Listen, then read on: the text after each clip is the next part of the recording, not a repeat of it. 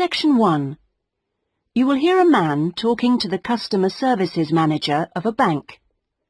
First, you have some time to look at questions 1 to 5.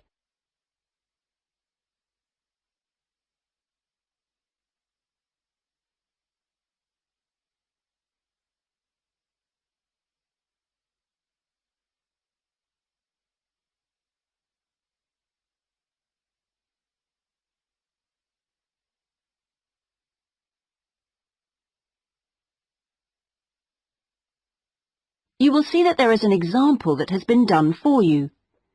On this occasion only, the conversation relating to this will be played first. Good morning. I'd like to open a bank account, please. Certainly. If you'd like to take a seat, I'll just get some details from you. It won't take long. Thanks. Is it a current account or a deposit account you wanted? A current account? The man wishes to apply for a current account, so current has been written in the space. Now we shall begin. You should answer the questions as you listen, because you will not hear the recording a second time.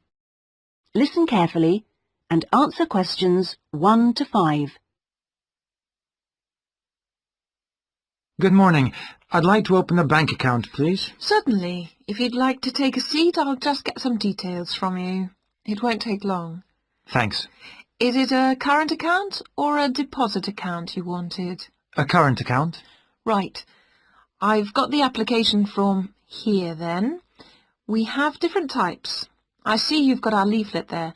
I've decided on the one called Select. Right, that's fine. So, first of all, can I have your full name, please? Yes, it's Peter Hennis. That's P-I-E-T-E-R. Is it H-E-N-N-E-S? Only one N, actually. It's a less common spelling of the name. Oh, right. Okay. And what's your date of birth, please? The 27th of the 1st, 1973. Right. And will this be a joint account? No, just myself. Okay, fine. And where are you living, Mr. Hennies? 15 Riverside. Is that all one word? Yes.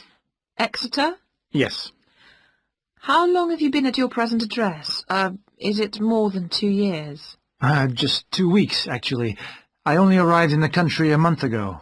I'm from Holland. Oh, that's fine. But we normally ask for a previous address in that case. Oh, yes. Well, it's Rielsdorf 2. That's R-I-E-L-S-D-O-R-F 2, Utrecht.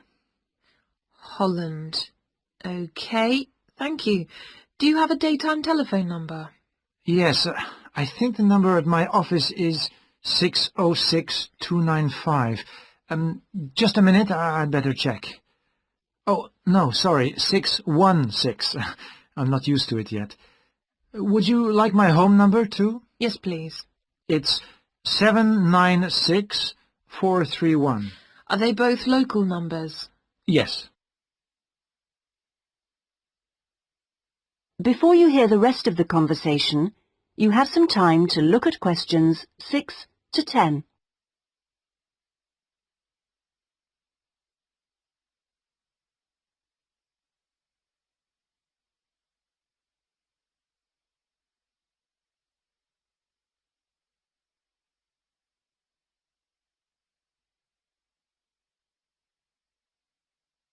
Now listen and answer questions 6 to 10. Right, and your occupation? Well, I'm in Britain as a project manager, but that's not my main job. I'm an engineer by profession. I see. I think I'll put that then. It's shorter. Now, we usually ask for a piece of information which we can use to check your identity for security reasons. You know, if you phone us. Like my wife's first name? Mother's might be better. It's less likely to be known.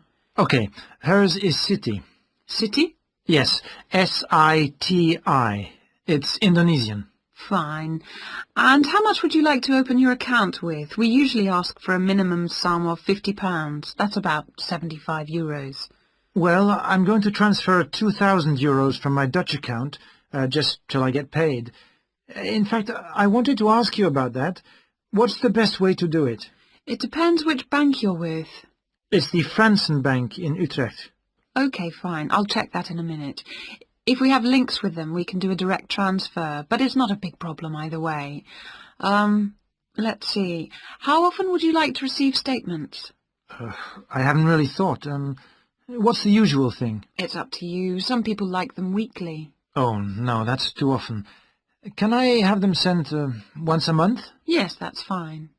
Is there anything else? I was thinking of registering for your internet service at some stage. Oh, yes. Would you like me to send you information about that? Please, yes. And would you like to receive information about the bank's other services? Insurance, loans, anything like that? I don't think so, thanks. That's okay then. And one last thing. If you agree... That is the end of section 1. You now have half a minute to check your answers.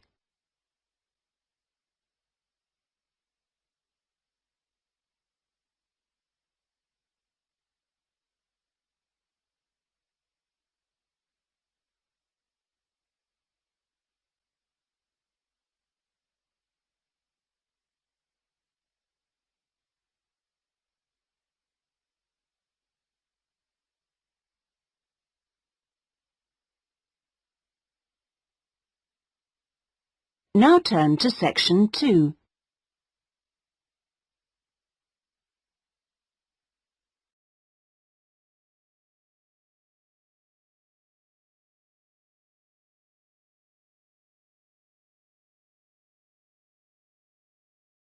Section 2.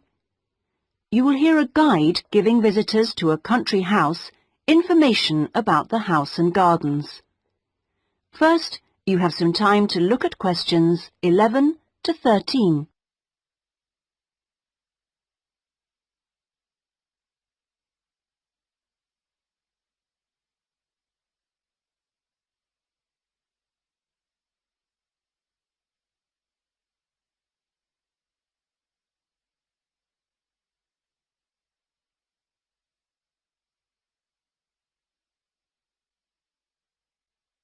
Now listen carefully and answer questions 11 to 13. Welcome, everybody, to the lovely house and gardens of Rosewood, once the home of the famous writer Sebastian George.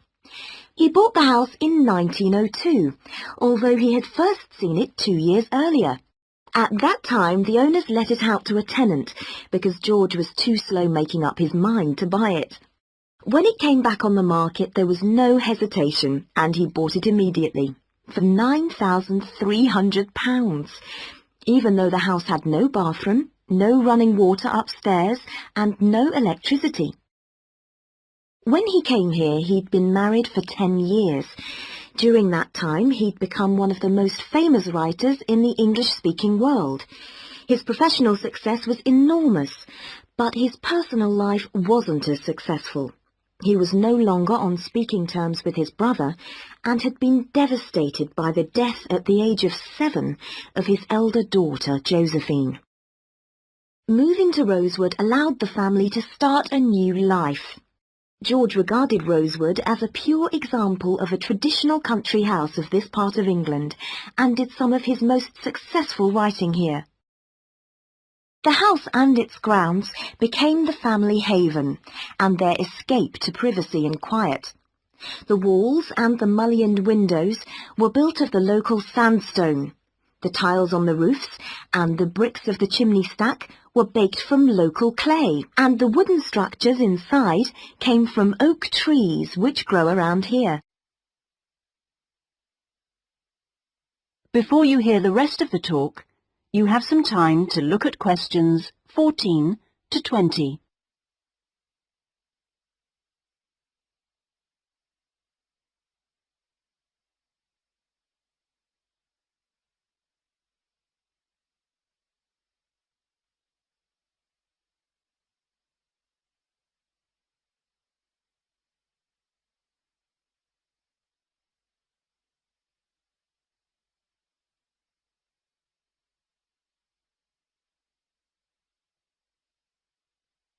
Now listen and answer questions 14 to 20.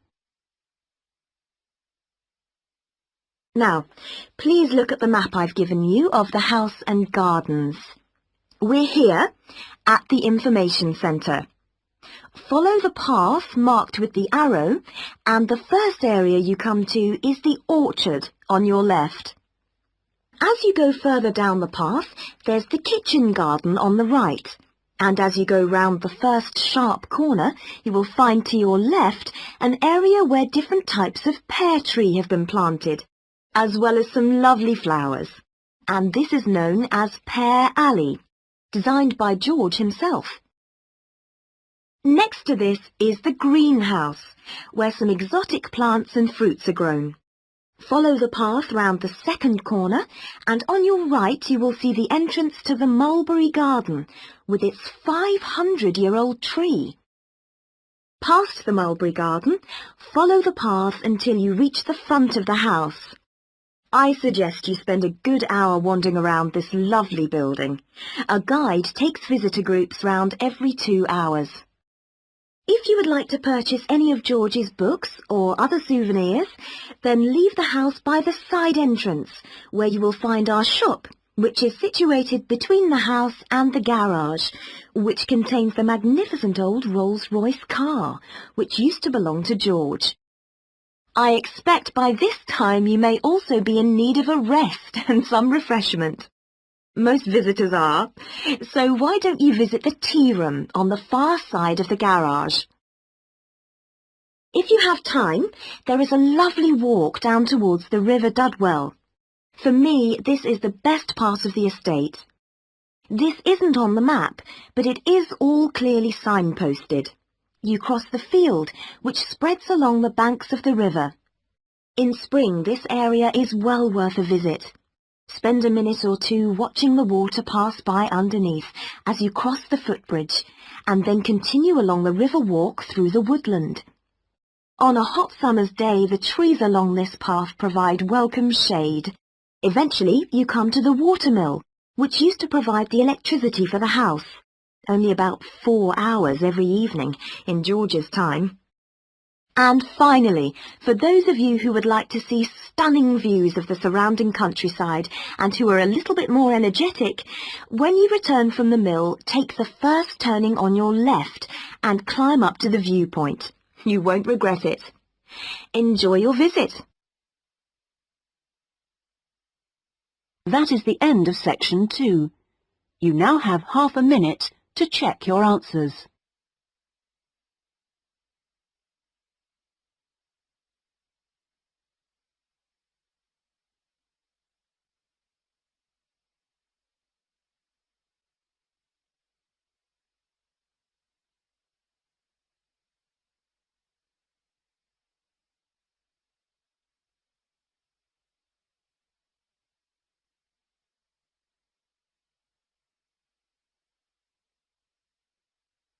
Now turn to section 3.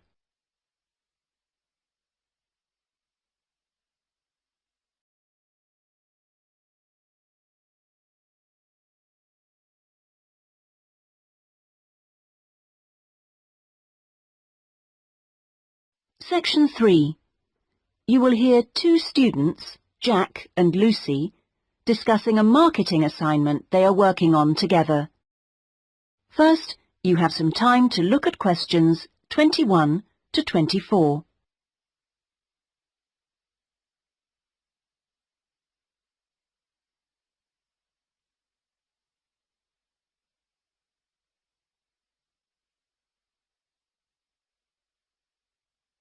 Now listen carefully and answer questions 21 to 24. Lucy, we really need to get working on this marketing assignment. We've only got 5 weeks left to the end of term to design it, carry it out, and then write up the results. Sure. Well, let's get started right now. Let's go over the instructions. What exactly do we have to do? Well, it says here we have to look at one area of the entertainment industry. There's a list of the different types. What are they? Music, cinema, theatre, sport, and eating out. Is that all? Looks like it. So we choose one branch of the industry and then we look at how two different groups of people use it. Is that right? Yes. And do we have to use any particular method to get our data? Can we mail out a questionnaire or do face-to-face interviews or maybe even observations? Well, actually, it looks like we don't have a choice. We have to do telephone interviews. OK, so at least we don't have to waste time deciding between the different methods. Yeah, that's right. Oh, and the other requirement is the number of interviewees. Not too many, I hope. 10? 20? Well, we have to do 2 groups, remember, and it looks like we have to interview 15 for each group. That's 30 altogether then. It's going to take ages. Yes, but remember we're working on this together, so we'll only have to do 15 each. OK, so those are all the requirements? Yes, looks like it. So, first, which area are we going to choose? My preference would be cinema, since that's where I spend most of my money. I don't think that's such a good idea. I don't think there are huge differences in the market there. I mean, you get young and old, male and female, rich and poor, all going to the same movies. Yeah, maybe you're right. Let's make it music then. Right. So, what 2 groups will we compare and contrast? Male and female? No. Most of my female friends like the same music as me. Different age groups will be much more likely to show up differences, I think. Before you hear the rest of the discussion, you have some time to look at questions 25 to 30.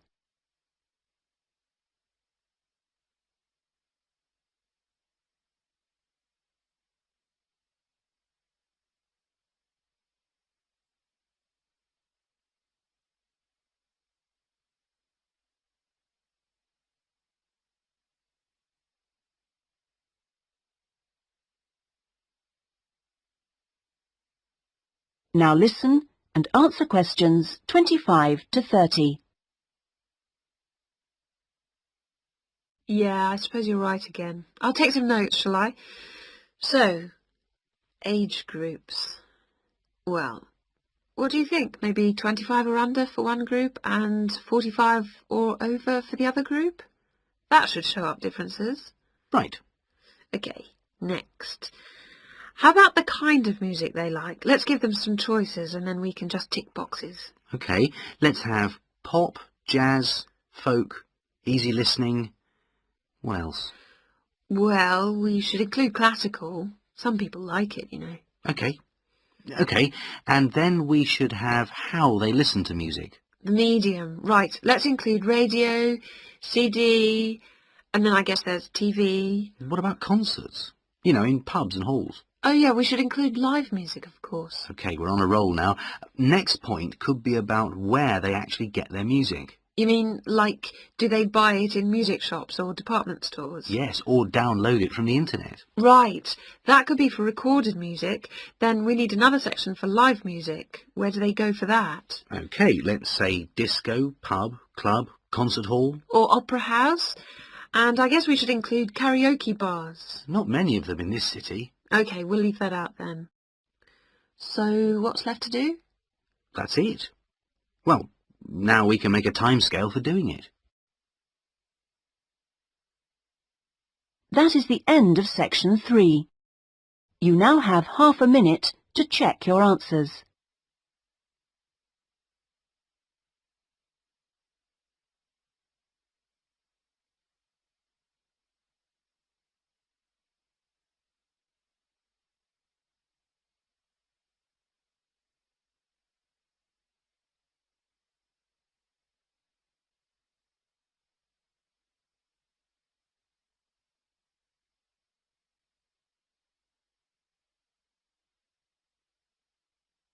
Now turn to section 4.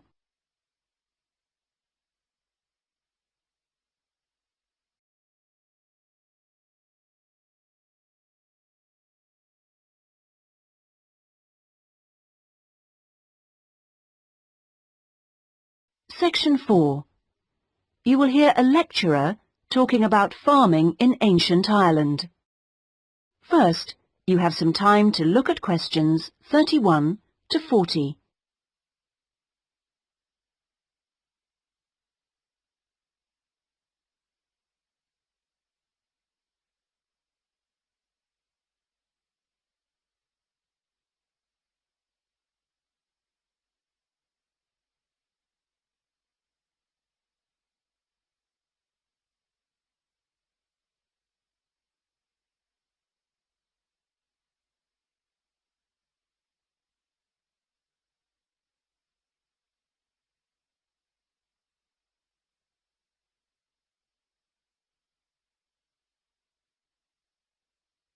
Now listen carefully and answer questions 31 to 40.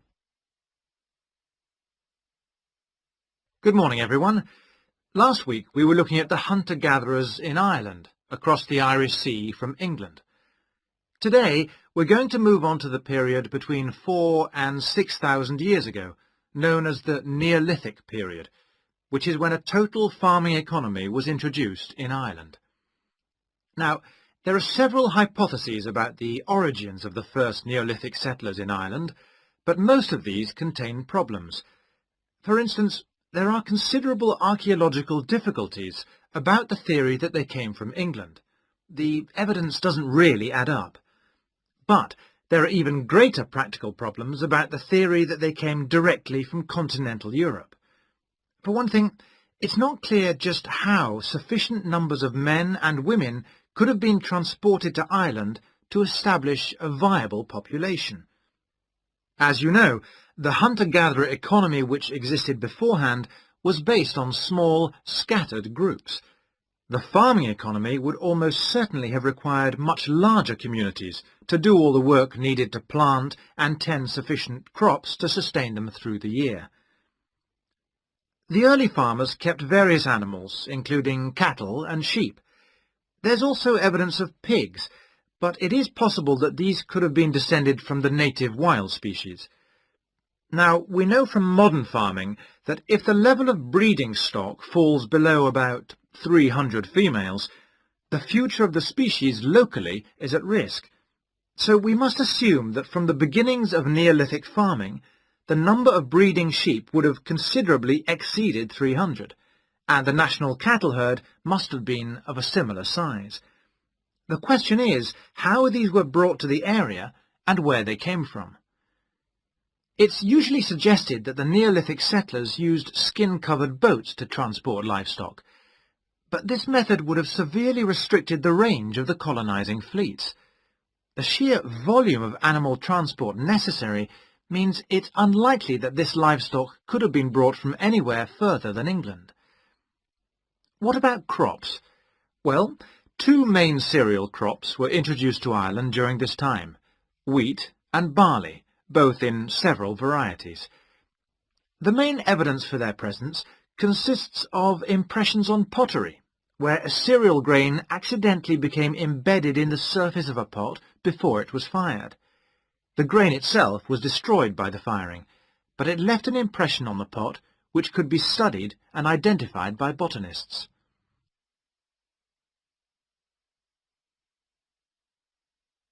Let's turn our attention now to the farming technology available at that time. Before the cereal crops could be planted, it would have been necessary to clear the forest and to break the ground by ploughing. The stone blade of a plough has been discovered during excavation in County Mayo in Western Ireland. The body of the plough would have been of wood and could have been drawn by people, but it's also likely that cattle were used.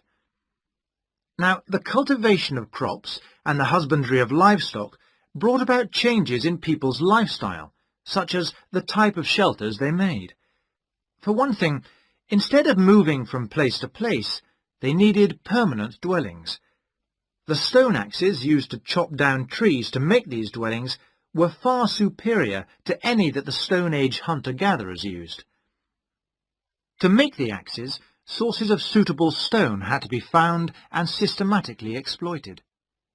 These so-called axe factories were really quarries rather than factories, as the manufacture of the axes wasn't regularly performed on the quarry site. However, after the axe had been chipped into shape, they needed water and sand for grinding and polishing, so a high mountainside wouldn't have been an appropriate place for this.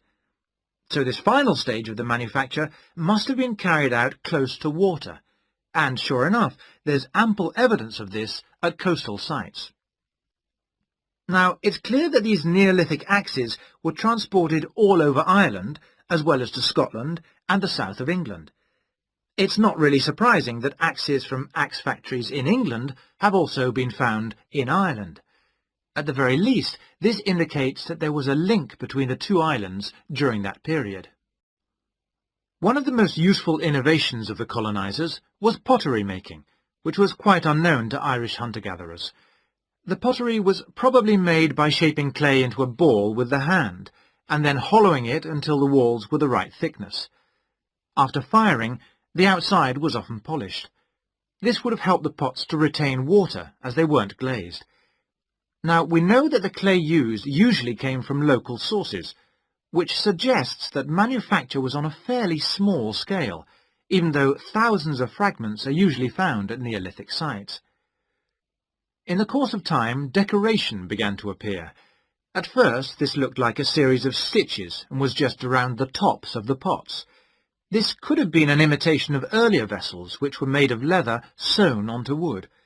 Then, eventually, pots with decoration all over became much more... That is the end of section 4. You now have half a minute to check your answers.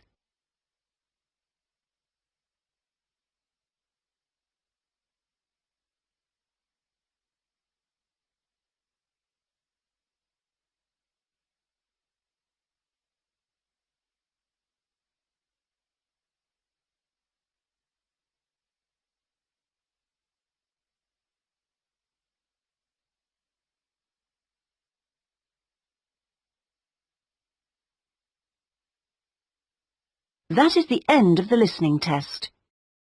In the IELTS test, you would now have 10 minutes to transfer your answers to the listening answer sheet.